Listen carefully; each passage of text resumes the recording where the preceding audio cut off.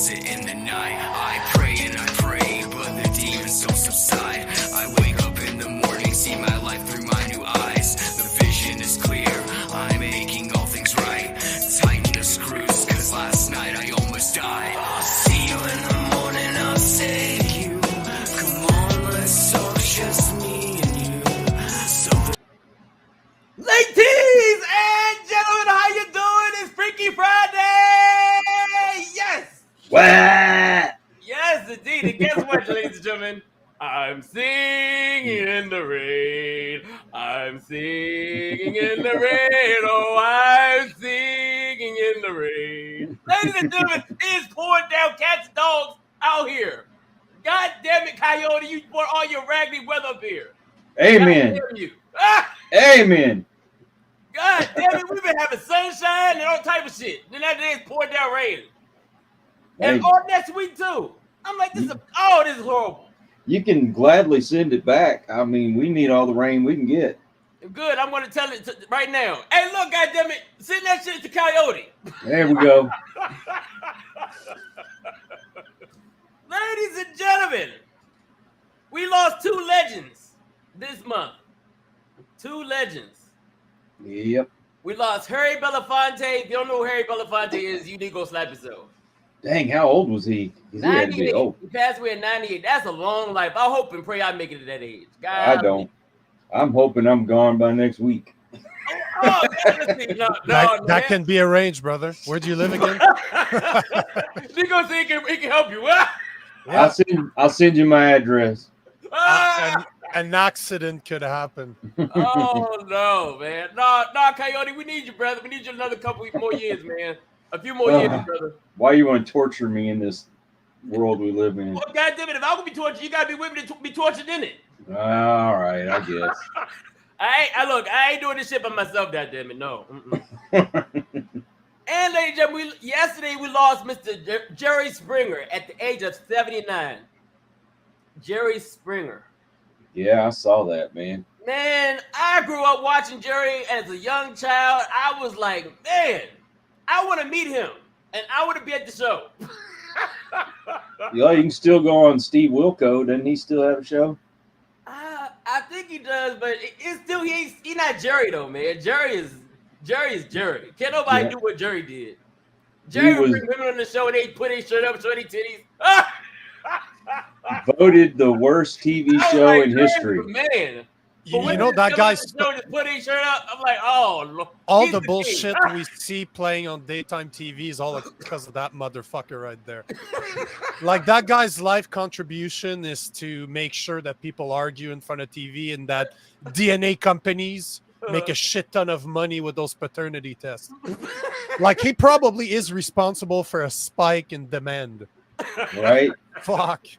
Fucking oh man, yes, man. I was like, wow, yeah. Long battle with cancer, man. That was it. Cancer. Hey, but still, that's a good long life. Oh yeah, most definitely. 79. I don't even think I'm gonna make it to 60. I think what's the average for men? Like 73, 72, 73, something like that. Somewhere around there. Yeah. I think it's less than that. Hell, I think we had that in like 60. 60 is our cutoff. if you're married, yes. If you're married, yes. And it has not. It's just at that point you're like, fuck it.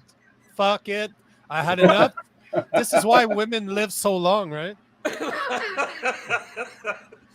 Well, look, I already got my will done, so if I go, I'm already prepared to go. So, yeah, well, I'm prepared to go. So if I do go, I'm prepared. I know all my shit is going. I'm good. Yes. Good place to be. Yes, indeed. And I would advise everybody else, look, get your shit ready. Because if you don't, they're going to decide for you where your shit go. Yeah. Well, you don't want the family arguing over stupid hell crap, no. So. I come down here and I haunt their ass. You better give her all that shit. But I think it's worse than that. You have to do it for your kids. You want to make sure your ex-wife doesn't leave with everything. Yeah, no kidding. Yes. Because the system is not made for us, guys. It sure isn't. We was just talking about that. I can tell you. Talking about that. The I'm system a- will rape you. I'm Well, gonna leave my ex-wife with all my bills. yeah, exactly. All my Exactly. debt. All my debt goes to her. Yeah. All my debt. Send it to that. I'm not gonna say. Don't worry. Like, have you guys been following? You know, the soccer player, the football player, however, wherever Yeah, you're yeah. from. Yes. Like, That man's a genius. No, but it's fighting him back right now. Like I've done a full podcast on this. I just finished writing my second blog on this. Oh no, they found a way to get Uh-oh. him. Yep, on Monday. Well, it's not done yet, but on Monday she filed suit. She filed a lawsuit against him for fraud and mismanagement of marital assets. So she's suing Oh hell no. $11 million. There's always a way. This They will this find is a a way. this is a fucking gold digger if I've ever seen one. You know, Mhm. Oh no, I You knew know- it. I knew it you too know- good to be true. when they first met, she was 31 years old. He was 18 years old. Right Oh my then and God. there, that's a fucking red flag. I looked at the statistics, and you're looking at about less than 5% of women will actually be in a relationship with a man that is 5 years or more younger than them. 5%. So you know that's, and you're 31, that's 18. Imagine a man did that. Oh, my God. He's a Mhm. pedophile. He'll Uh-huh. be all the fucking shit in the world. But Right. tell me there's nothing wrong with a woman that wants to marry. Which woman in her 30s want to marry an 18-year-old? Can you even stand an 18-year-old? I can't. Like, being in a relationship with an 18-year-old, I'm fucking going to jail for 18 years. Yeah, fucking. Right. Man. Talking about haven't- that, I think what's his name? Marcus Houston, member of what was the damn group? I can't remember the group. Anyway, he married a young girl. Yep. I think he was in his 30s and she was like 18 or 17. Yeah. Yeah. And they're married now, they got kids and all that, but it was people like, oh, so you've been preying on little girls the whole time.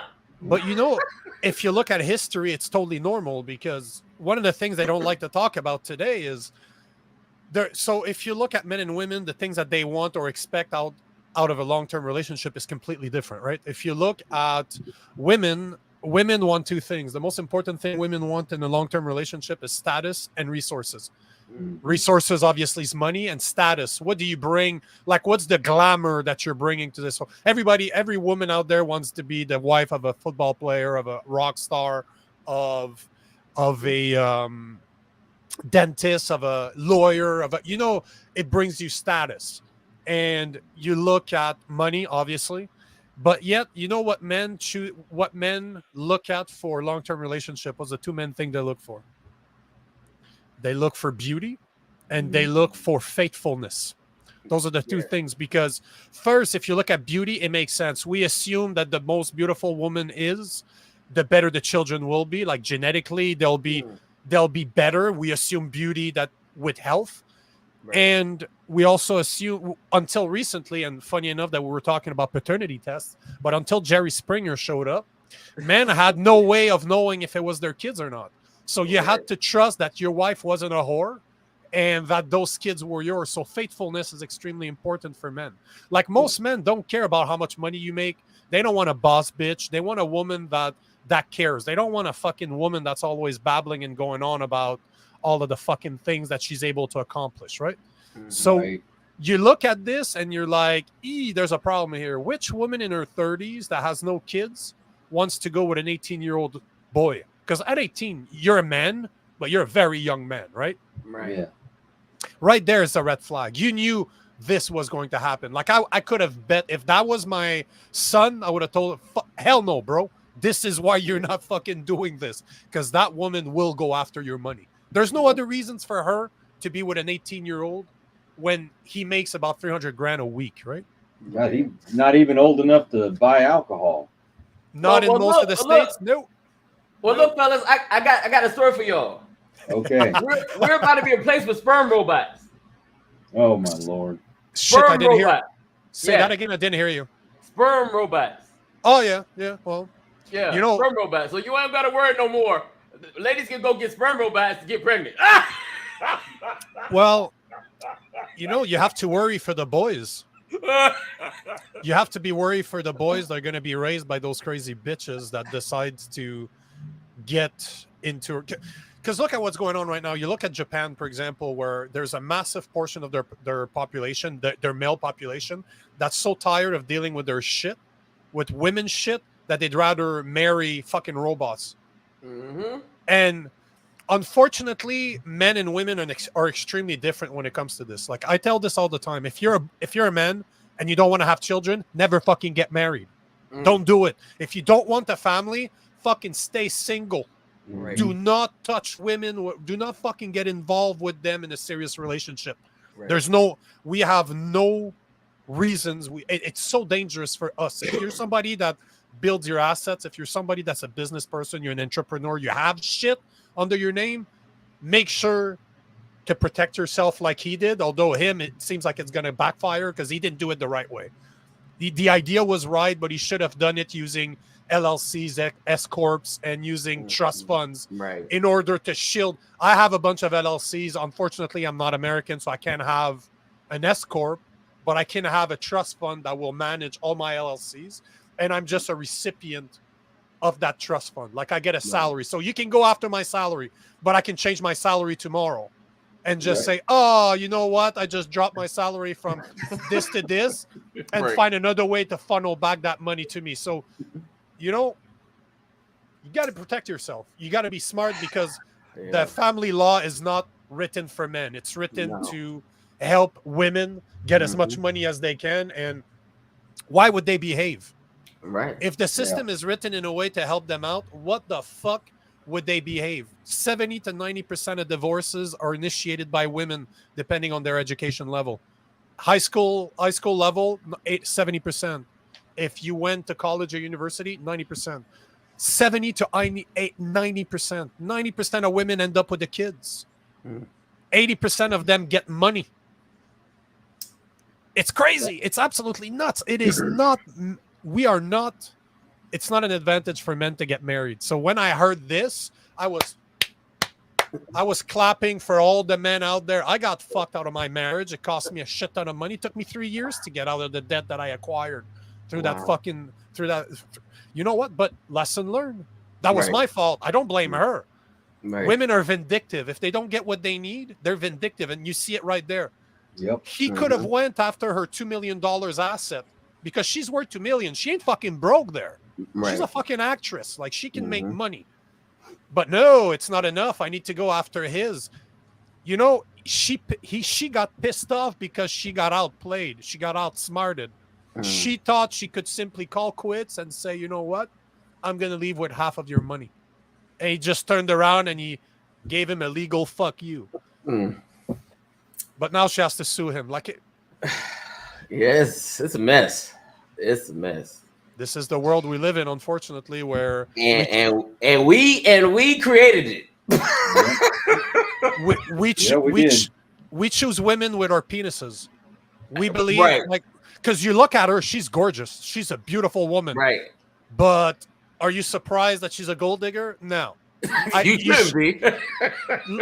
Look at most rich guys. Have you ever noticed this? Look at most rich guys that have families. Their women are not the most prettiest women. They're average women. But I guarantee you one thing: they're extraordinary women. They're extraordinary mothers. But they're not They're not hot.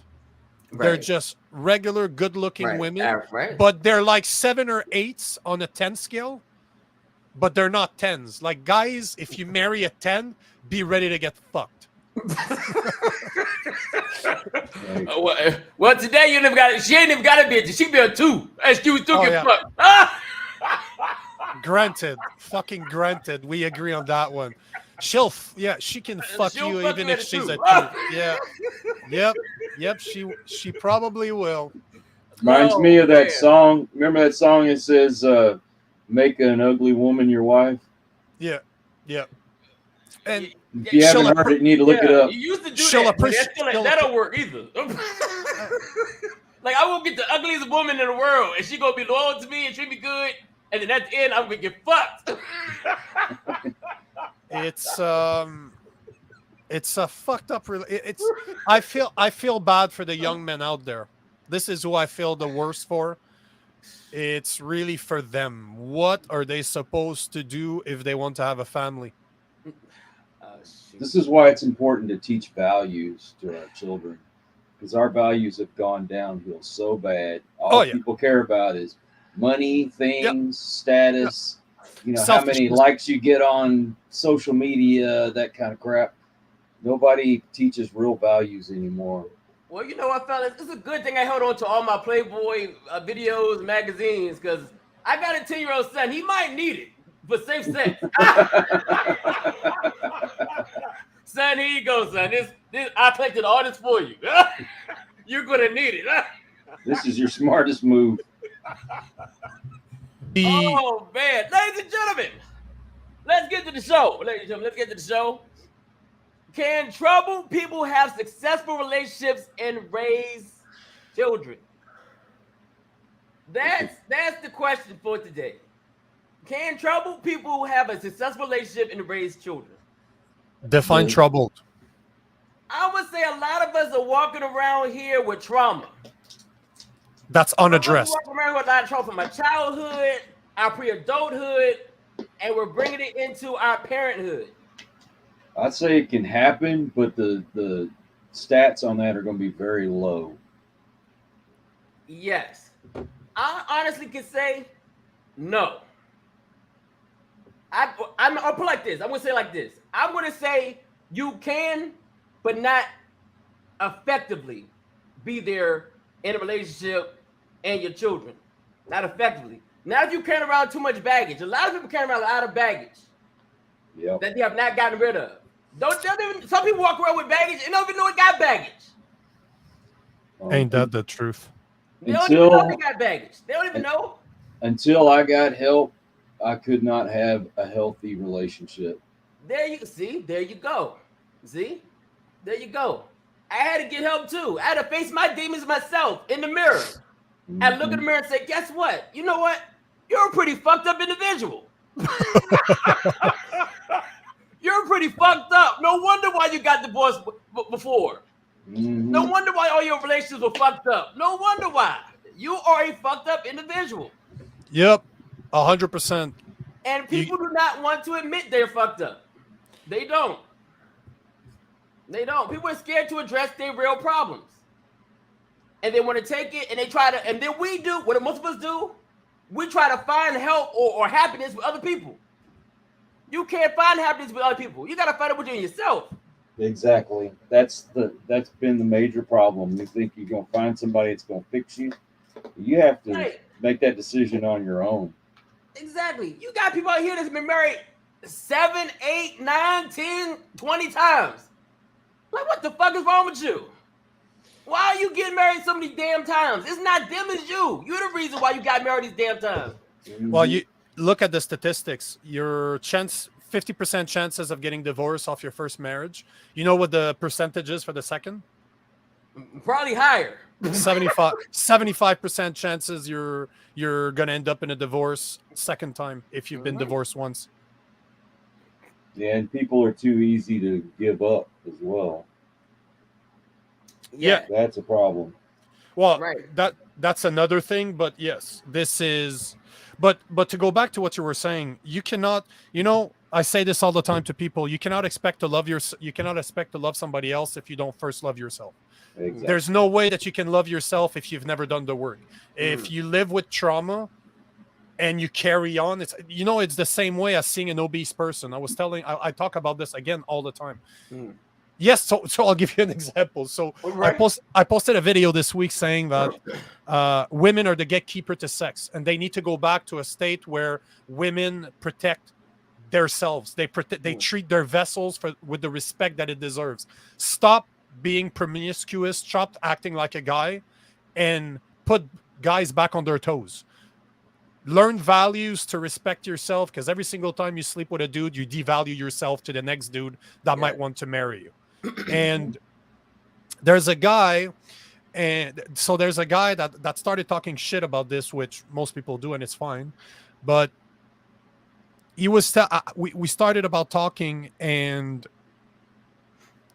I love to say that we need to protect women. So not only do women do their work, but we need to do ours. Like as men, we need to get good women to protect them, but women need to be good in order for us to protect them, right? That's the synergy that we have. And the guy is telling me how he wouldn't protect women anymore because women are not worth protecting. So see like the vicious circle. And unfortunately, that's the biggest part I see today. So because women are not worth protected, we're not going to protect them. But why would women change if we're not going to take care of them? There you go. So the guy is talking shit and he's blah, blah, blah, blah. And I'm telling him, I'm like, bro, you just admit that you don't know how to fight, that you don't know what to do. So you can't protect somebody. It's okay. I was a coward once. Right. I didn't know how to do it. We're not born with martial arts skills. It's something that you learn, right? Right. And we're going back and forth over a couple of days. I'm just responding to his text. And yesterday I clicked on his profile. He's about 6'2", probably weighs about 400 pounds. And he's telling me how he's trained his whole life, that he's super fast, that he would know. I'm like, bro, come on. I know, no, but I know why you don't want to help others, because you don't even fucking help yourself. Right. How can you be that fat and be mentally okay? You can't. There's no way. Right. If you do not treat your body with the respect that it deserves, that says a lot about your mind. So you look at your question today, how can I expect to be in a serious relationship with somebody that I want to love if I don't even love myself in the first place? If I don't even take care of myself in the first place, how will I ever fucking live to learn how to take care of somebody else? You don't value yourself, how's somebody else going to value you? There you go. 100%, because it makes, you have to take care of yourself first and foremost. Mm-hmm. It sounds selfish, but in order to become selfless, you need to first become selfish. You need to work on yourself. It's the same way. How can you have kids? How can you take care of your kids if you're not mentally good? If you're not in a good place mentally? Because your kids are not... I don't like to hear when people say, oh, my kids kind of center me. Nah, that's fucked up, because whatever happens to what happens when they leave? Are you going to let them leave, or are they your scapegoat? Like, are they what you depend on to be okay, because you're concentrating on something that is taking your mind off of the real problem that's staring back at you in the mirror? You know what? You hit it right on the noggin. There's a lot of people here in the world, not here, but in the world, that got their grown-ass kids still in the house. And they don't want them to leave. Not only that, but they will victimize them into not leaving. Like, oh, no, you should stay. I need you. Like, or when I hear, oh, my kid is my best friend, I'm like, oh, that's fucked up. That's fucked up. That is fucked up. You're gonna create such a dependency both ways. You're gonna teach your kid that it's okay to be dependent on their parents for the rest of their life, and instead of you growing as an individual, maybe finding a partner to help you, you are becoming dependent on your kids. It's fucked up. Yeah, like their kids have kids and they all live at mama house. Like, what? So you got a 40-year-old daughter at home with her kids living in your house with, So you don't want your daughter to leave? Oh no, I want my daughter to be with me forever. Yeah. To a certain extent, when I lived in Toronto, they have the second largest population of Indians outside of India, and they live all in the same house. Like, they would buy a house and they would have the three generations living there. They would have the grandparents, the parents, and the kids. Right. Which, the way they do it, I understand why. Because it is a smart way to do it. Plus, I would much rather my parents take care of my kids. Well, my girlfriend's parents, let me rephrase that. I would rather my girlfriend's parents take care of my kids than leaving them somewhere where I don't know who the fuck they're with.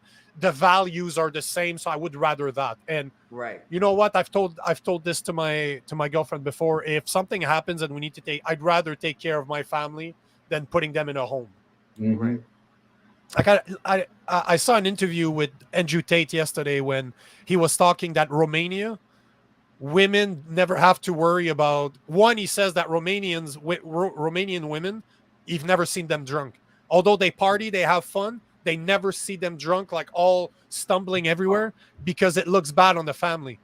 All those women still live with their parents in their 20s, 30s. If they're not married, they live with their fucking parents. And because they want to represent the family, they want to give a good image to their family, they don't want to make their family look like idiots, they will behave. So there's consequences to their actions.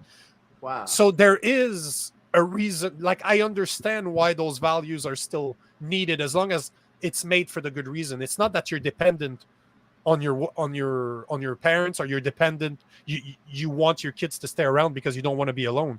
It's because you don't want, for a woman, it's the same way when they get married, right? The father gives her away. Today it means nothing because that woman's been gone for a long time.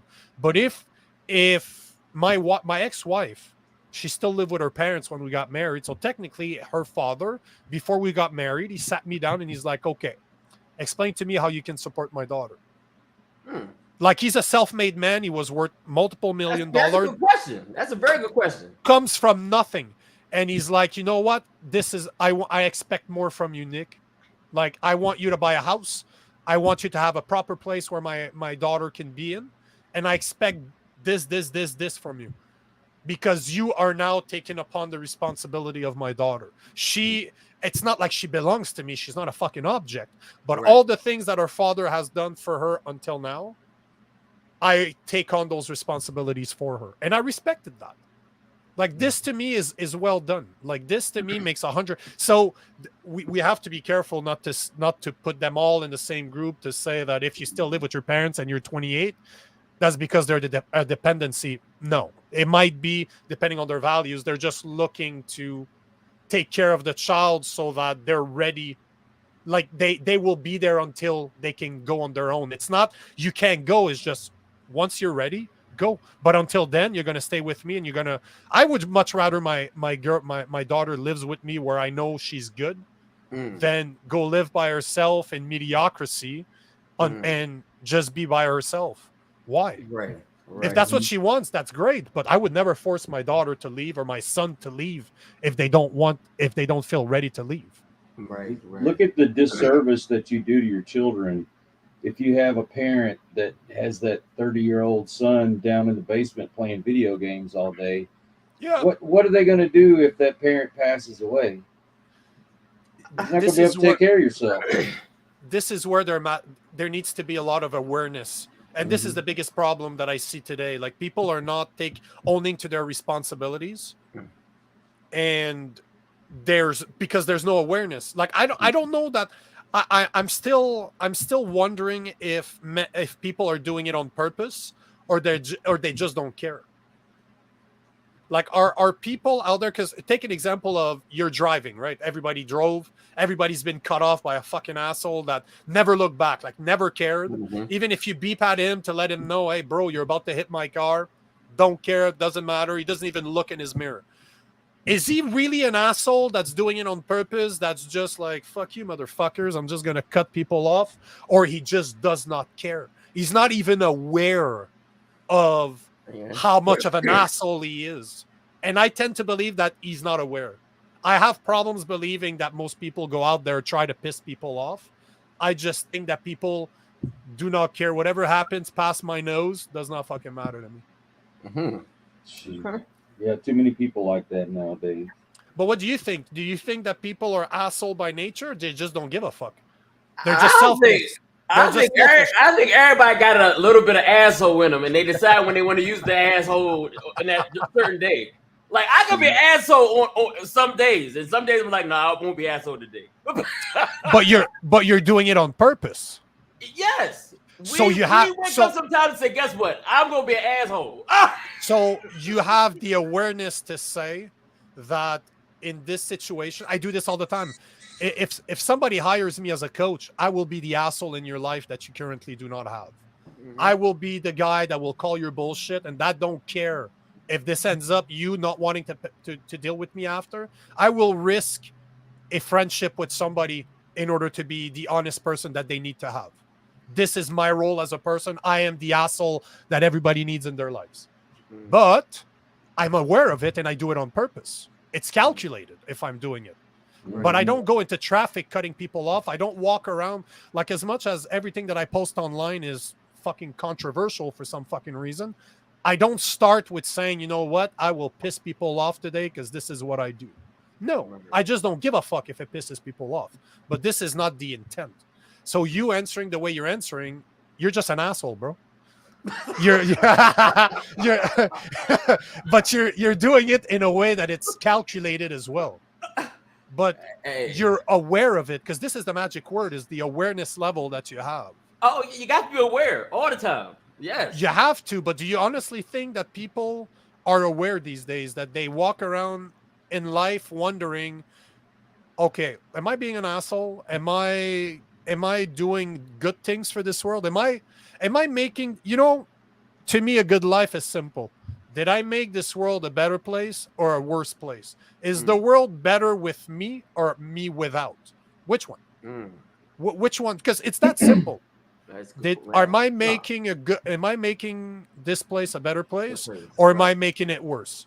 If I'm making it worse, how can I make it better? And if I'm making it a better place, how can I make it better even still? Wow. I wouldn't say that I purposely go out to be an a-hole, but I have to consciously not let other people influence my emotions and reactions. Like, you know what? Fuck this shit.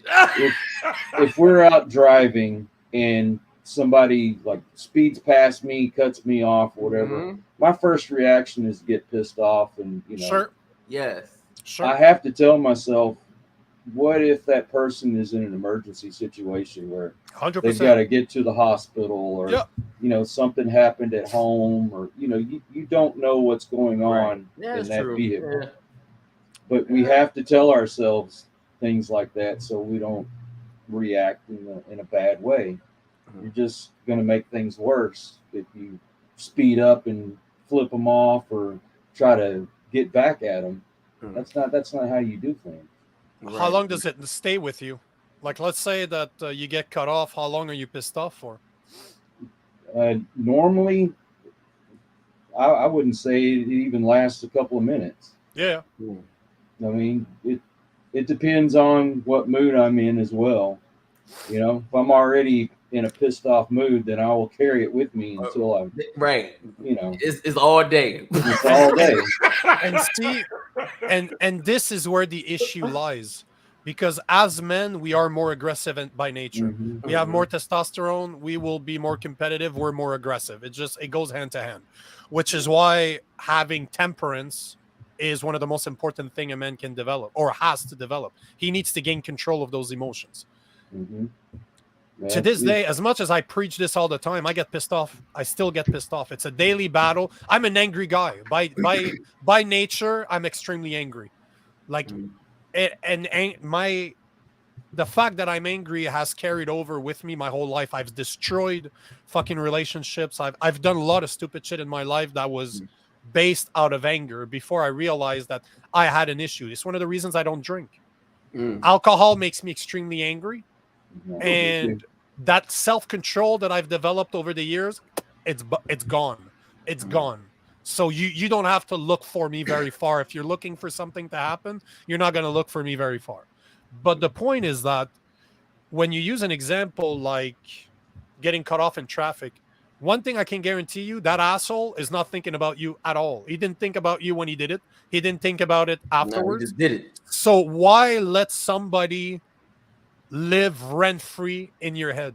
Exactly. It serves no purpose. That guy, you are not even, and this is my point. Why worry about those things if the guy doesn't even care? And he probably didn't even do it on purpose. As you said, he might be in a hurry. Maybe he just even didn't notice. You've done it before. We all have. We were closer. We were closer than we thought. And were we doing it on purpose? Are we like, hey, we're just waving people fuck you as we're doing it? No, of course not. Right? So this is because I still get pissed off. If there's something that pisses me off is driving, and especially in an RV. Like I have my 16 feet long truck, 37 feet trailer behind that. So I'm almost 60 feet long when I'm driving around. And you got guys that just cuts me off. I'm like, bro, it's not like I can stop. You know that if this happens, I'm going to run into you and you're fucking dead. With 1,200 pounds, with 12,000 pounds, you're dead, bro. You're not going to survive this. thank you for stopping me. I'll be fine. But you're gonna die if I fucking ram into you because you cut me off, right? Right. But do they do it on purpose? They just don't care. This is my point. They just don't. They're so selfish that they don't give a fuck about what it does to others. Right. Mhm. Well, look, fellas, I'm gonna be honest about this topic, man. I got a 10-year-old son. I got a 21-year-old daughter, and I'm gonna say this, man. It took me a long time to realize that I was fucked up. It took me a long time. Yep. I wasn't a good father. I wasn't a good husband. I wasn't even good to my fucking self. Mhm. I did a lot of drinking. I did a lot of partying. I thought just myself. And then I had to realize that, you know what I'm saying? Why am I doing all these things? Why am I doing it? And a lot of us don't want to see our real selves. You know, it took me to actually sit in the bathroom and look in the mirror and think of my life. You have to sit in the mirror and think of your life. Like, why am I doing this? Why am I not succeeding? Why is my marriage failing? Why are my children upset? Why am I not really happy? I thought I was happy, but I wasn't happy. The alcohol made me happy. The partying made me happy. All that stuff made me happy. Temporary. My wife didn't make me happy. My kids didn't make me happy. And then I realized, like, you know what? I'm holding a lot of baggage. My childhood was fucked up. When I was a teenager, it was fucked up. My pre-adulthood was fucked up. It was fucked up. But I didn't address none of that shit. I didn't address none of it. And I was failing my wife. I was failing my kids. I was failing myself. I was failing the outside world. I wasn't doing nothing productive with the world. Nothing productive. Just making it more fucked up. Out getting DUIs and all type of shit. I'm like, what the fuck am I doing? I'm a piece of shit. A piece of shit. And I wonder why my kids don't like me. And I wonder why my wife don't like me. Mm-hmm. You cannot be in a successful relationship if you do not address your trauma and your problems. You gotta sit there and look at your shit. Don't sit there and look. This is one of the problems I see. People sit there and tell you how fucking great you are when you ain't fucking great. Oh, you're a fucking great man. Oh, you this. You got a great job. You got a nice car. You got nice clothes. And you're like, oh yeah, I'm fucking great. I'm the shit. I'm the shit. But you're not the shit. No. And then you as the man or woman, you're out here looking for greatness. When you're not great, your fucking self. You look for great wives, some great kids. Like, what the fuck you need greatness for? You are a piece of shit. You are a piece of shit. And you deserve shit. The environment That's that what you deserve. You deserve shit. the environment. You're great because everybody around you tell you how great you are with the shit that you got. Because you got a big truck, a nice car, nice clothes, nice jewelry, nice job. Oh, you're great. No, I was listening to lies the whole time about how great I was. When in actuality, I was a piece of shit. Because your values were put on something that really did not matter. Mm-hmm. I was taking the vital, all the shit people were telling me I was. I was like, oh no, you was. And who's this? I'm fucking great. And whose fault is that? That's my fault. And see, this is where it all starts. This is always where it starts. It's always the fault. You know what? If your life sucks, chances are it's your fucking fault. Yes. My fault. It's really, really that simple. But you know what I find astonishing, and it's something that I deal with on a daily basis. I try to find a solution for this. I tell people all the time that it's your fault. Okay, this is not going on in your life the way it should be. Okay, it's your fault. That's your fault. You can't choose the cards you were dealt, but you can definitely choose how to play them. And don't give me bullshit. There's a lot of poker players out there that wins massive hands while bluffing. Right. They have shitty cards, but they know how to play them. So fuck you. You have no fucking excuses. Exactly. Some people are born rich. Some people are born dirt poor. But I've seen a lot of dirt poor people become extremely rich in the same way that wealth is destroyed within 3 generations. Because the grandkids don't know what it took to make the money. So they don't understand what the grandfather had to go through in order to make money. So they just squander it. They have no. So, I was watching a reel off of Joe Rogan's podcast yesterday, and I don't remember the name of the guy, but he was explaining how we live in a society now that is so taking care of everything. And he was talking especially about foods, how our body is meant to be shocked. Our body is meant to be deprived, because when it is deprived, your cells will overcompensate. They will start to regenerate themselves. They will slow down the process of getting older in order to protect you. Because let's say you're a hunter-gatherer, you don't have food every single day, or you're not having 3 meals a day. And the guy was explaining how the human body right now, as we are right now, hasn't changed since 100,000 years ago. Right. 100,000 fucking years ago, bro, we weren't living in fucking cities. I guarantee you that. And he was explaining how eating once a day is probably one of the best things that you can do, because you're giving time to your body to miss food and to start repairing itself when it's not preoccupied with digesting food. It's amazing, but we are meant to be troubled. We are meant to face adversity. We are meant to have things in our life that are going to hurt us so that we can learn from it. But we don't teach that to our kids anymore. We tell our kids that they're special, that they're great, that just showing up is okay. Here's a participation medal for being a kid. No, fuck no. You're not going to accomplish anything with that fucking type of mindset. Right. And it creates guys like you, as you were describing, guys like me that have anger problems, but it's not my fault. It's everybody else's fault. I'm special. So it's everybody else's fault, right? But at the same time, you know what's fucked up is that if you can make your life a living hell, that also means you have the power to make it great. That's on you. That's 100% on you. Well, I was going to make a point earlier that, what happened to me as a child, it was not my fault. But how I reacted to it, 100%. that was my fault. If something bad happens to you, then you should go find someone who can help you through that trauma. But that is up to you to do that. And I carried that around with me most of my life, and it took me having a breakdown before I finally went and got the help that I needed.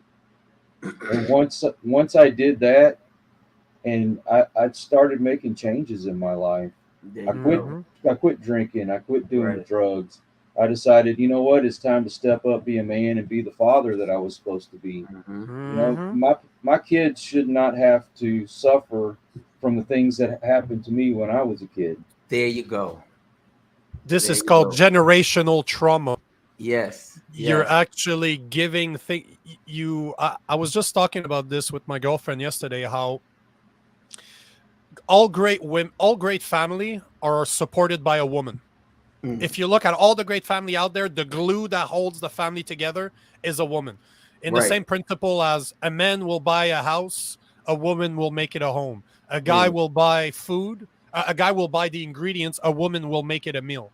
Yep. So you look at my father's family compared to my mother's. My father left when I was 14 years old. I saw him a handful of time by the time he died when I was 29. So I didn't have a relationship with my father. Wow. But I had a relationship with his family because my grandmother was a fucking great woman, like 9 kids. Good, I associated her with what a great woman is. Like I never ate junk as a kid. It was not allowed, but I'd go to my grandmother. There's Pringles, there's cookies. Right. She's always baking shit. But she was a gatherer. Like she was at all the parties, every celebration was in her house because she was a gatherer. She was bringing people over. Right. And you can see that translate into her daughters. They value those type of things. Now you look at my mother's side of thing, which my grandfather died when I was very young. I was 1 year old when he died. And she was 100% dependent on him. As we were saying earlier, she never dealt with her trauma. So she had 3 kids, 2 boys and a girl. One of them died in prison. The oldest died in prison, my mother. And then the youngest one has been, he's been depressive his whole life. You're a fucking dude in North America, motherfucker. I don't know what the fuck you have to be depressed about. But this is a different thing. But my mother, we've always joked around, like telling my mother, because my grandmother on my mother's side's fucking nuts. And we've always said throughout our life that if she ever ends up, my mother ever ends up like her grandmother, like our grandmother, we'd fucking put her in a home. We just shoot her and get rid of her because she's fucking nuts. But funny enough, my mother is turning into her mother. That's usually how, yeah. Since my stepfather died, I realized that my mother had been using him as his lifeline, as her lifeline. Ever since, so my stepfather left her $1 million, a house that was paid. Like, he was very clever with his money. He's invested his whole life. Super smart guy. He gave her all the tools that she needed to never have to worry about money ever again. She has a pension. She was military, so she makes about 120 grand Canadian. So let's say 100 grand American a year in pension between his and hers. She had about $1 million cash, and she had a full house that was paid. She doesn't have to worry about money ever again. But yet she's been on antidepressant. Let me ask you a question, brother. Do you think people like to live in misery? I think we need to. I think we have to. As human beings, I think we have to. We are meant to suffer. Think about all the things that happened to you in your life. All the good things came out of bad situations. All the life lesson that changed you came out of pain, came out of misery. So misery is a must. It goes back to what I was saying. All I've met, so my mentor is worth a lot of money. I look up to this man so much. I want to be like him. And he comes from immigrant parents. They were fucking poor. Somehow put himself through university as a lawyer, became a lawyer, started a businesses, and made, he probably started 10 businesses in his life, but made a shit ton of money doing it. And now he gives back a lot of his time to the community for free, just because he knows that whatever you put out there, you're supposed to give it back. Whatever comes to you, put it back. Yep. But I guarantee you that if his parents wouldn't have been immigrant and he was dirt poor, he wouldn't have decided to do this. Because you look at him and his wife. His wife comes from money. He does not. You can see the different relationship that they have with money. They look at money in a very different way. She doesn't see it with the value that he does, because he understands what it takes to make it. She's always had it, so her value is not the same. And why is that? Because it's really the way they were brought up. They were brought up with more money, so to them money's normal. But do you think a person like that could deal with not having money? No, they would be completely destroyed. Yet I guarantee you that you look at my buddy, if he lost all of his money, the day after he's already working on how to get it back. He's not going to sit on his ass crying. No, he's like, okay, fuck, I fucked up. I really fucked up on that one. But I've done it again. I know I can do it again. I've done it before. I'll do it again.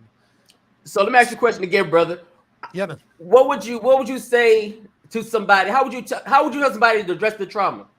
What would you say? What would you tell them to do to address the trauma? How would you tell them to attack it?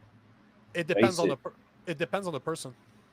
It really, really depends on the person, because in certain situations, I believe psychologist plays a big role. Like because the way I see it is this. If you're talking about a woman and you're talking about a guy, we don't deal with our problems the same way. Women are very emotional. We tend to be more logical. So it depends on if you're talking about a man, they need to they need somebody to show them that they're wrong. They need somebody to show them that their behavior is wrong, because this is where it starts. The first thing to admit is that you have a problem. This is always the first step. But your first step is never to face your fears, is never to face what you did. Your first step is to accept that you are a problem, because you have a problem, and chances are you're the problem. This is the first step. And this is why I believe in being an asshole with my clients. This is why I believe with being an asshole. If you approach me on the street and you're like, what do you suggest I do? You better be ready for that. You better be ready for the answer, because I'm not going to fucking sugarcoat it. This is the first thing as a man, but you can't do that to a woman. I cannot treat my girlfriend. I've tried, believe me. I tried to be logical. I tried to be logical with problems that my girlfriend has in a way that I would do if I dealt with a man, but I can't. We don't think the same way. So you have, for a guy that You know, the first off, let's agree to this. People need to want the help first and foremost. Yep. Right. And this is what I'm learning about dealing with a lot of people online and posting is that people need to want the help in the first place. Mm. That's right. Like that example of that obese guy that's telling me that was telling me how great he was and how great of a protector he was, yet he wouldn't help a woman in distress. And then I clicked on his profile and like, bro, you can't even touch your fucking toes. There's no way. Like, how long? No, but seriously, how long does it fucking take you to get off the couch? You're not fucking protecting anybody, bro. Right. You're not. And that's what I told him. I'm like, bro, you're not even fucking taking care of yourself. Who the fuck can you take care of? Mm. And he started right there, started calling me a troll, started calling me names because I put something in his face to say, bro, the reason why you're a coward is because you don't love yourself. How can you expect to love somebody else? This is where it starts. But I can tell you this until I'm blue in the face. If you're not ready to listen, if you're not ready to change, if you do not see that as a problem, how will it ever change? It won't. It won't. It's the same way as, this is why I'm such a fan of fitness, because fitness is so much more than just a physical thing. Like I'm 40 years old. I'm almost as good shape as I was when I was fighting 10 years ago. Almost. I'm almost there. This is a lot of hard work. This is dieting every single day. This is me always being careful about everything that I put in my body. Like it's not easy. This is not what I want. I would love to eat junk food every day and live off of it, but I know that I don't feel right. I know that I do not feel good in my body if I don't feel that I can push my body to the limit almost every day. And it makes your brain so much tougher. Yes, and, I was about to say, yes. Working out, yes, good for your mental health. Yes. And this is the first step. When somebody admits that they have a problem, how can they start facing that problem? Start taking care of yourself. Start showing the love for yourself that you've never shown it before. Because once you start, people take better care of their cars. So it is proven scientifically that people that have a sick dog will make sure that the dog takes every single pill of their treatment. Yes. But that same person, and I should look up the statistics again, but that same person could get a problem, go to the hospital, the doctor will give you the medicine that you need, but they will not do it for themselves. They will take better care of others than they do themselves. So one thing that I say all the time is this: take care of yourself like somebody that you love. Well said. But how can you if you don't love yourself, right? There you go. And this is all where it starts. Admitting that there's a problem, then right away, instead of just talking about your problem and instead of always trying to be facing it directly, how about you start taking care of yourself in parallel? It's not, those step system that say you start here, then it's this step, then it's this step. No, those steps should be played around with in a way that some of them are parallel. You're admitting to yourself there's a problem, you should start hitting the gym right away. You should start putting better food in your bodies, because there's no way that your mind is going to operate to the level that it should be operating if you're treating your body like garbage. If your body's a dumpster, put subpar gas in your car, see how well it goes. So there's no way for the engine to work the way it should be if you're not taking care of it. There's no way. You could be the best driver on the planet, but if you're not treating your car with the respect that it's due, it's not going to operate the way it should be. This is why there are ways to put guys in a situation where they will start to face their demons. But it's something that takes a long time, right? And I don't know if the best solutions are support groups, because I know a lot of good men out there, a lot of strong men don't want to talk about this shit. And to have dealt with psychologists, I have seen psychologists, not for me, but just as a sales guy, as somebody that wanted to talk. I had a client once that went to the psychologist. I'm like, bro, can I meet him? I want to see the type of person that you're dealing with, if that type of guy is the type of guy that you need. And that guy was soft as fuck. He's fat. I go in, he's fat as fuck. I'm like, who the fuck are you to start giving people advices if you don't even fucking live your own advice? It's like it's like hiring a fat personal trainer. No, but if you don't look like me, you're a personal trainer, you're not in the right fucking field. You're not. So there is good psychologists out there, absolutely. but you need to pick and choose them the right way. Right. I think that the first steps for men are really to start taking. There's really two things that you need to do once you realize that you have a problem. Start to see what you can do to improve your mindset, to improve how you feel in your body. Go outside, eat better, spend time alone so that you can question those things. But there's also a cleaning that needs to happen in your life. You are a direct representation of who your inner circle is. If you are surrounded by millionaires, I guarantee you'll become the next millionaire. If you're surrounded by drama, I guarantee you that you will be drama. So accept the fact that we are a result of our environment to a certain extent. If we're unconscious, we will be a result of that environment, but but you have to clean house. And this is one of the first steps that I suggest to any of my clients. If you are if you are unhappy, look at who's around you. Right away, because you feed off the energy of others. You might not realize it, but you feed off the energy of others. Facts. All facts. Yep. Yeah, I got a buddy of mine named Brad, and Brad is one of these. Hey, Brad. He might be watching. Brad. I doubt it. But he's one of these upbeat, happy guys, and you can't help but be happy when you're around him. 100%. He's so upbeat, and the guy's successful. Yep. You know, he's made $1 million. He's lost all that money, but he's right back at it, and he's a millionaire again. And that's the kind of people I want to surround myself with. The guys that I used to hang out with. So can you see this guy? Yeah. Mm-hmm.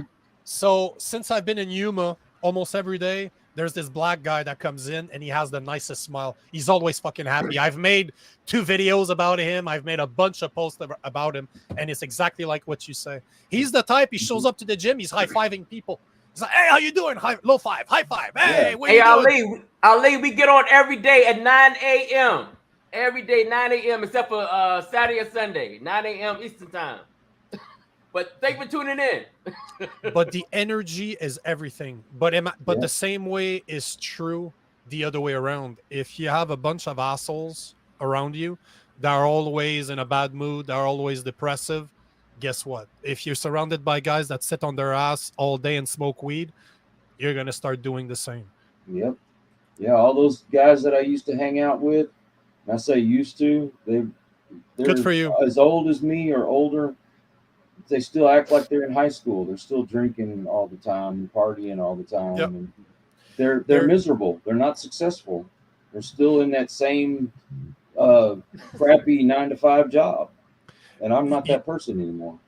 You know, there's a girl I've known since I'm about 14 years old. When I moved to a new city, she was one of the first person that I hung out with, and she texted me this week. We haven't seen each other in probably 10 years.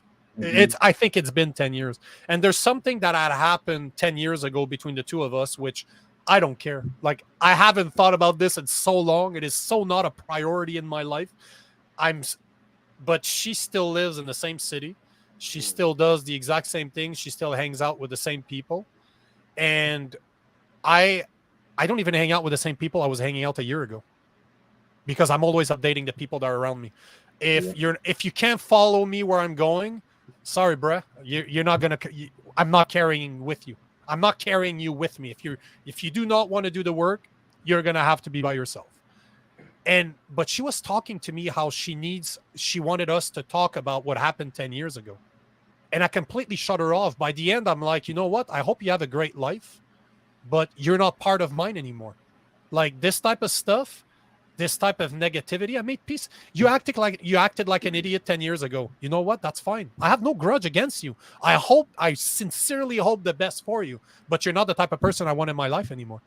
I don't deal with people like you on a day-to-day basis. So I hope that you can understand. But this is the type of shit people hold on to this shit. If you're stuck to your past every day and you're never considering the present, that is sad, bro. Right. But she'll never admit. Hello. She'll never admit that she's a problem. Right. She wanted to talk about shit that supposedly I would have done 10 years ago. I'm like, seriously? You're still stuck on this? Right. And you're not even the same person you were 10 years ago. I'm not the same person I was 6 months ago. Mhm. Right. You So have to imagine keep 10 years. evolving. You don't have a choice. Evolve or die. The Exactly. human organism is great at adapting, but if it is not pushed, it will never adapt because it doesn't have to. And those people that are living with depression, that's your fault. You don't have to live with depression. Nope. I don't want to be that depressed person the rest of my life. Nope. That's one reason why I got into meditation like I did. I don't take all those drugs that I used to have to take for the depression and anxiety. I purposely tell myself I'm going to be fine. I don't need to sit around and mope and feel sorry for myself. Nope. But That's you know what, brother? What's that going to change? Man, What's that going to change? What men need to stop doing is letting the female or woman stroke your ego. The woman will keep you from focusing on what's really going on with your life. Like during my time of chaotic things that was going on in my life, I would have outside women tell me how great I was. Yep. And it would keep me from focusing on what problems I was actually having with myself. You know what I'm saying? And the same thing with women too. Have men come up to them talking about how beautiful they are, how attractive they are, and they're not focusing on what's actually wrong with them. Nope. That stuff right there can block everything that you got going on. Can block it. Gotta love You Instagram need to for focus. that, right? Gotta love Instagram for that. Yes. Hey, Facebook, hey guys, Instagram. I gotta go, bros. It's always a fucking pleasure to talk to you guys, man. Oh yeah, most Love definitely, it. brother. Appreciate you, Love man. it. Always. Love it. Next Friday, same Yeah, back man. time, Next same Friday, back ladies and channel. gentlemen. Next Friday. Go subscribe to Nico Lagon, ladies and gentlemen, please. Go Have a good subscribe. weekend, guys. All right, Have a brother. good Take weekend, care, man. man. Enjoy your weekend. Yeah, man. Bye. So yeah, ladies and gentlemen, like I was saying, ladies and gentlemen, please do me a favor. Do me a favor. Stop letting people stroke your ego because they will. Ladies will stroke men's egos, and men will stroke women's egos, and you will start believing everything they saying, and not focus on reality. Reality is you're not perfect. You're not the greatest of all time. You're none of that. You're not. I wasn't perfect, but I was believing everything else was told. I was perfect. You're the greatest. You'll be perfect for anybody. No, I was not. I wasn't perfect for myself. I wasn't perfect for myself. You have to be perfect for yourself. You got to look yourself in the mirror and say, guess what? I am fucking up. Yes, I hear people saying it, but it's not true. Stop believing lies about yourself. Don't believe the hype. Stop believing lies about yourself. Stop listening to people and start looking at yourself. When you do that, when you start looking at yourself, you'll be a whole lot better. Here's the thing with my wife. She does point out the things that I do good. And you need someone like that in your life. You do. But she also challenges me. She doesn't, sit there and just tell me I'm the best person in the whole world. Right. We don't need to hear that. No. But okay, let's take, for example, I got into baking. All right. And so every other week, I usually bake a bunch of cookies and stuff and send it to her job. And the people up there love my cooking. And, she tells me how people comment on how much they love those cookies, right? Right. But that's a positive affirmation that is good, Right. But just to sit there and say, "Oh, you're the most wonderful person in the world. Everything you do is perfect," and that's a yes man. That does nobody any good. No, it's not. We don't need to hear lies about ourselves. We don't. I mean, most of our egos are already high anyway. Like, oh man, but we don't need extra help. Right. Then we get confused. I was so confused, brother. I was so fucking confused. I was walking around thinking I was God's gift to women. Michelle doesn't sit here and put me down by any means, but Right, if I do right. something wrong, then she'll let me know I've done something wrong. She said, Right. this is what you need to work on, and that makes you a better person. If you're Right. always being told everything is perfect, you're going to believe it, and you're not going Yes. to even notice when you screw up. No, you're not. And even if you do, you don't care. Because Yeah. you're thinking, who are you to tell me I fucked up? hmm All these others say I'm great. Yeah. So, If you're not, let's say you're not treating your kids the right way, and your spouse never tells you about it, then you're continuously going to do that same thing to your children. yes. But if they say, hey, you need to be more sympathetic about this, or you need to handle the situation better, Right, then right. then you improve yourself. You make your relationship better with your kids. I Mm, mean, that's just an example. There's lots of things in my life that I need to do better. right. If I get upset we've used the whole thing in traffic and driving. Mm-hmm. If I get upset with someone and I'm about to cuss them out, my wife says, "Well, what if there was an emergency and Right. they just weren't paying attention and they were in a hurry to get home or get to the hospital or something?" Like, yeah, you're right. Yeah, and honestly, That's cursing him out ain't gonna fix nothing. What's he yeah, gonna solve? exactly. I I mean, mean, it could solve. He could come in and have a gun and shoot your ass. yeah, because that stuff happens all the time. But So it could end very badly. she's de-escalated the situation. Right. She's made me think, oh, I probably need to handle this a lot better. Right. And Right. I'm not putting myself or my family in danger by acting a fool. Mm-hmm. That's the kind of people you need to be around. Yes, you want them to love you. The encouragement is great, but you also need someone that's going to be brutally honest with you. Yes. Otherwise, you're going to be that same old miserable person. Right. Right. I would advise everybody this. Don't tell people lies. That's one thing. Don't have people out here thinking they're great or all that. If you don't have nothing truthful to say to somebody, don't say it. Nobody's out here walking around perfect. Nobody's the greatest thing in the world. Just don't say nothing. I'd rather us walk around saying nothing than sit up here telling each other lies like, "Oh my God, you're the most beautifulest woman in the world. You're just the most gorgeous woman I've seen, or you're the most handsome man in the world." No, don't even say that. You want to be. Your actions will let a person know how you actually feel about them. Your actions with that person. Think about If you treat a person good, they're gonna know that they're attractive or whatever. All that's unnecessary. It's not necessary. It's not. It causes people problems. Yeah. I mean, think about like yeah. Go ahead, brother. Go ahead. think about like my podcast. Okay, if I was still doing things the way I did when I first started, my show would not be improving at all. Right. So if my wife was to sit here and say, "Oh, everything you're doing is perfect. You're doing great." All right. It's not gonna get better then. It's never going to get better. I'd probably still have only 10 subscribers if I was doing things the way I was doing it in the beginning. Exactly.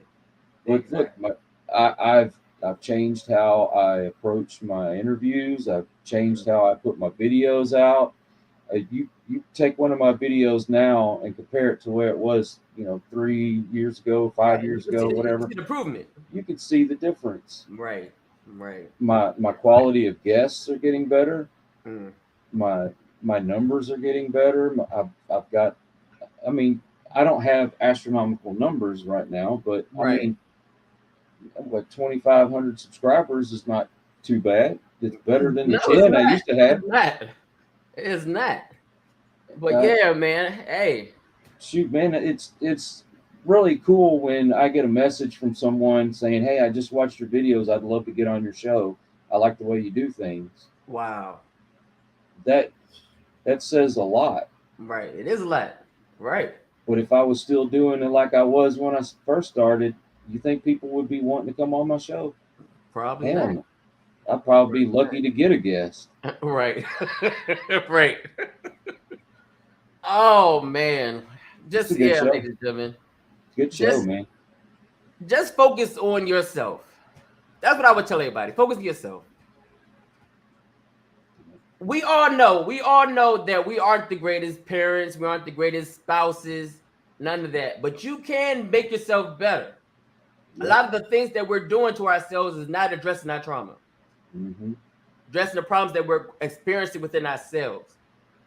When you take a good look at yourself and focus on what is going on with that, what's going on in your life, then you can be better. A lot of us are scared to address the problems that we have. And I get it. It's a lot. You know, I was telling you about my buddy Brad. Yes. He has done so many changes in his life to improve himself.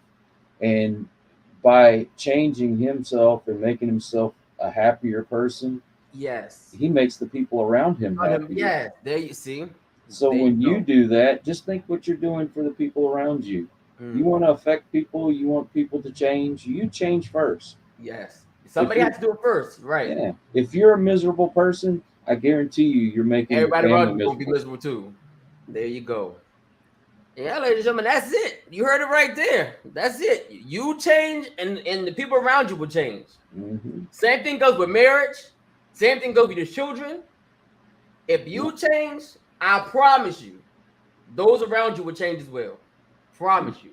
But you got to address that you have a problem. You have to look at yourself and say, guess what? I have a problem. My brother saw he had a problem. I saw I had a problem. We changed the way we thought and did things, and things around us got better.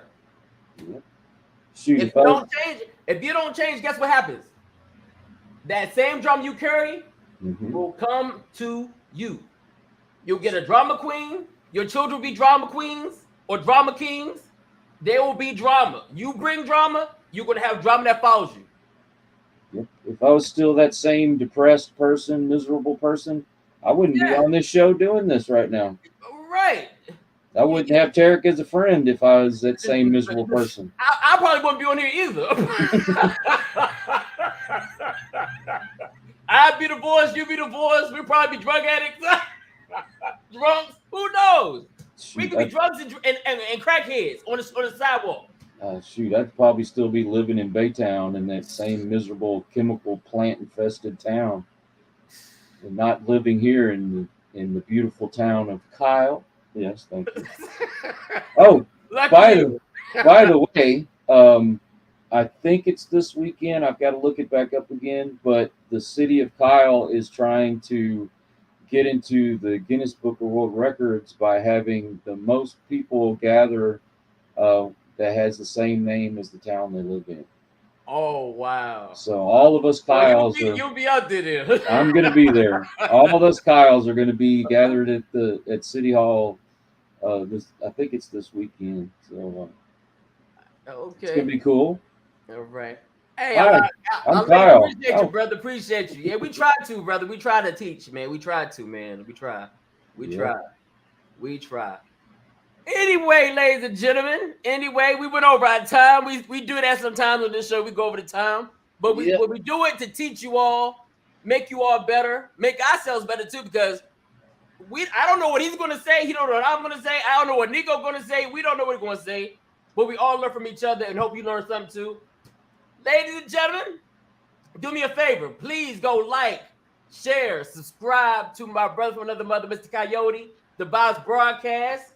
He got great content. Life coaches, actors, musicians, comedians, the works.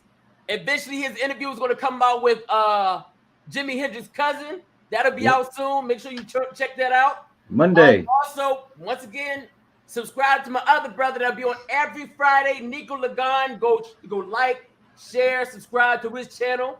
And also myself, thank you so much for tuning in. Like, share, comment, subscribe. And thank you, Ali, for coming in, man. I appreciate you. And others that are watching the show, appreciate you. Any final words, brother? I was going to tell Ali, thanks for commenting, man. Appreciate you tuning in. He says, you guys teach me so much. Hey, those words mean a lot. We're not just saying that either. We're here to teach And have fun. We have fun too. We have fun. Yeah. It's not serious all the time. you guys encourage us to do this. Yes. So thank you so much, Ali, for tuning in, brother. Appreciate you. Ladies and gentlemen, we'll be back Monday, 9 a.m. Eastern Time, 8 a.m. Central Time. And enjoy your weekend. I'll be singing in the rain. I'm singing in the rain. Oh, I'm singing in the rain. I'm singing in the rain. I'm going to be singing in the rain all goddamn this weekend and next week. I can't stand I hate the rain. So about noon your time today, my new video goes up. It is interview with Mike Corcione. He is an author of a book called Tales from the Gutter, where he talks about his days in New York as a DJ and how he spent time with bands like Rat and Twisted Sister and Iron Maiden and all that. Well, my notifications are on, brother. So when it come out, I'll see it. Yeah, and make sure y'all turn your notifications on too. Turn y'all notifications on. Yes, please do. Yes, and turn them on. Please do. Yeah, you might miss some good shows. But my notifications are on, brother. So I'll see it when it drop. I may have mentioned to you this already, but Mike also the movie Goodfellas. Those people that the movie is about were friends of his family when he was growing up. So that's also an interesting story to listen to. So I don't want to give away too much. I want you to watch. Right. Anyway, ladies and gentlemen, hey, make sure you tune in. I'll be tuning in. All right, ladies and gentlemen. All right, man. I love you all for tuning in. I appreciate you all. Love y'all. Enjoy your day. Enjoy your weekend, brother. You do the same. I love you like a fat boy loves cake. Let's see. Love you and Mary. What's that, brother? I said love you and Mary. So you send my love to yes, man. We love y'all, man. Appreciate you very much, man. We out of here, ladies and gentlemen. We love y'all, man. Tune in Monday, 9 a.m. Eastern Time, 8 a.m. Central Time, and we are out of here. So I know there's pain inside. We'll figure it out. We'll take the time. I'll see you in the morning. I'll say to you, come on, let's talk, just me and you. Something's going on. There's pain inside. We'll figure it out. We'll take the time.